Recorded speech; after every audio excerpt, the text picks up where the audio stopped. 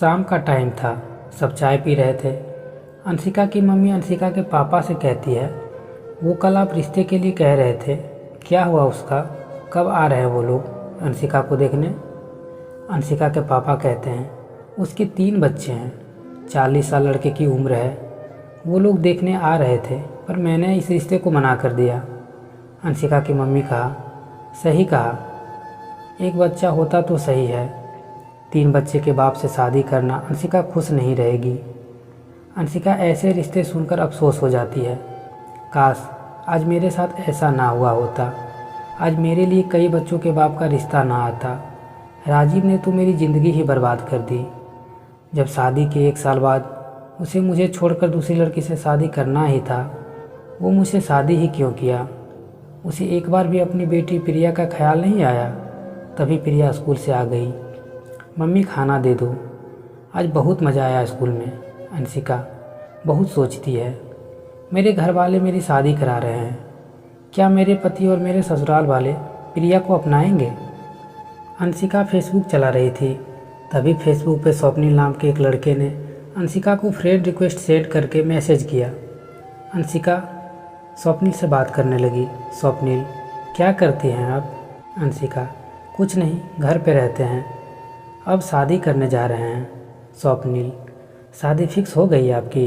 अंशिका, अभी नहीं, घर वाले लड़के देख रहे हैं। स्वप्निल, आपके जैसी ही मेरा हाल है, घर वाले मेरे लिए भी लड़की देख रहे हैं। मैंने जीवनसाथी.com पे भी लड़की देखा था, पर कोई समझ नहीं आया।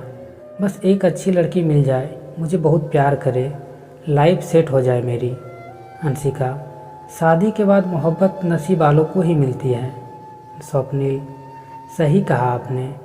अब देखते हैं हम दोनों की शादी के बाद क्या होने वाला है, हमारे लाइफ पार्टनर हम दोनों को कितना प्यार करते हैं। दिन बीतता गया। अंशिका और स्वप्निल दोनों में रोज़ बातें होते होते गहरी दोस्ती हो गई थी। अब दोनों में इतनी दोस्ती हो गई, दोनों में डेली कॉल पे बात होने लगी। जब दोनों की बातों को 1 महीना हो गया, स्वप्निल एक दिन अंशिका से पूछता है, अंशिका तुम इतना परेशान क्यों रहती हो? बाकी लड़कियों जैसी खुश क्यों नहीं रहती? दिन में ऐसा क्या होता है?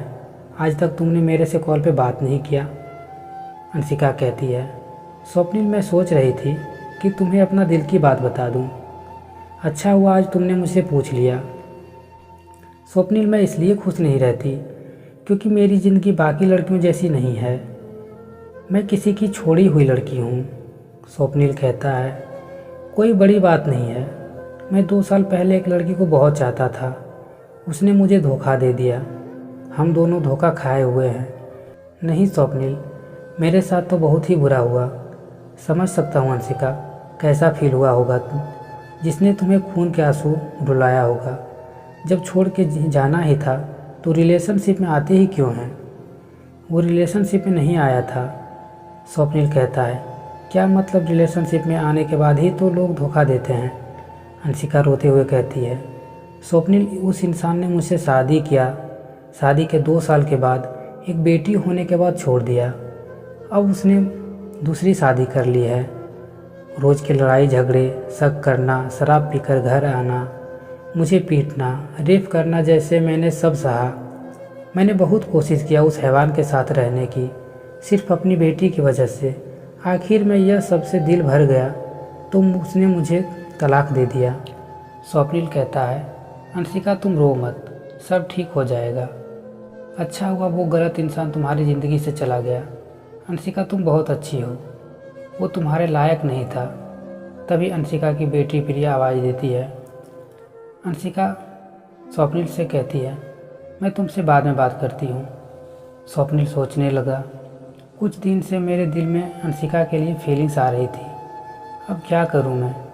अंशिका का दर्द सुनने के बाद तो अंशिका से और मोहब्बत हो रही है। दूसरे दिन स्वप्निल पार्क गया था टहलने। वहीं अंशिका भी अपनी बेटी के जिद करने पे उसे घुमाने के लिए पार्क आई थी।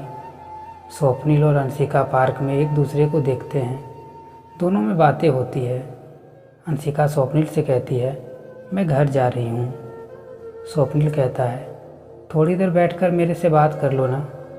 अंशिका कहती है, मन तो मेरा भी है तुमसे बैठकर बातें करने को, पर डर लगता है।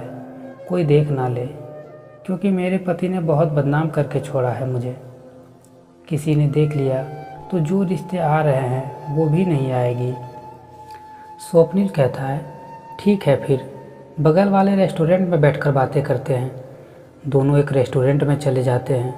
स्वप्निल कहता है, पता है अंशिका, बहुत दिल करता था तुमसे मिलने का, बस कहने से डरता था कि तुम क्या सोचोगी।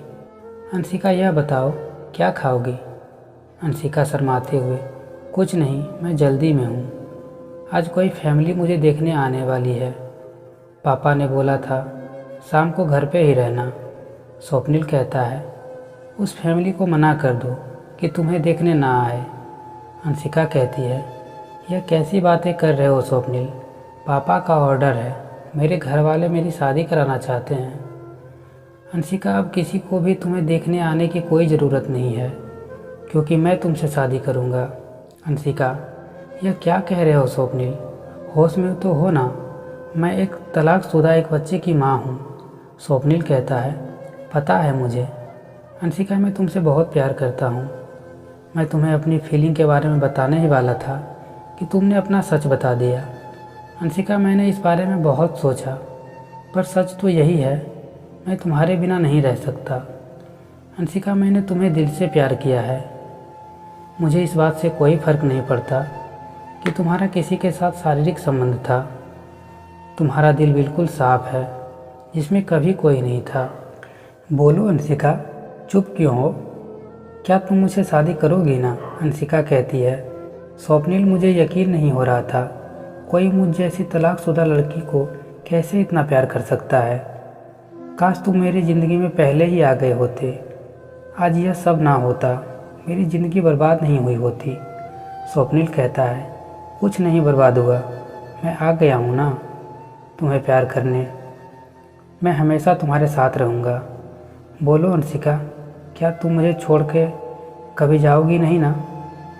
अंशिका रोते हुए कहती है, कभी नहीं। अंशिका अपने घर वालों से स्वप्निल को मिलवाती है। स्वप्निल को अंशिका के घर वाले बहुत पसंद आते हैं। स्वप्निल कहता है, कुछ दिन इंतज़ार करो, मैं अपने घर वालों को मनाकर आपके घर अंशिका का हाथ मांगने के लिए भेजता हूँ। स्वप्निल के पापा पहले ही ख़त्म हो चुके थे। घर पे स्वप्निल का भाई और स्वप्निल रहता था। स्वप्निल की मम्मी अंशिका की फ़ोटो देखकर बहुत खुश हुई। जब उन्हें यह अंशिका की सच्चाई पता चली तो वो बहुत गुस्सा हो गई और बिल्कुल नहीं मानी। स्वप्निल अपनी जिद पे टिका रहा। अपनी मम्मी से कह दिया, चाहे जो हो जाए, मैं शादी सिर्फ अंशिका से ही करूँगा। स्वप्निल ने घर छोड़ दिया था। स्वप्निल अब खुश भी नहीं रहता था, सदमे की वजह से बीमार रहने लगा।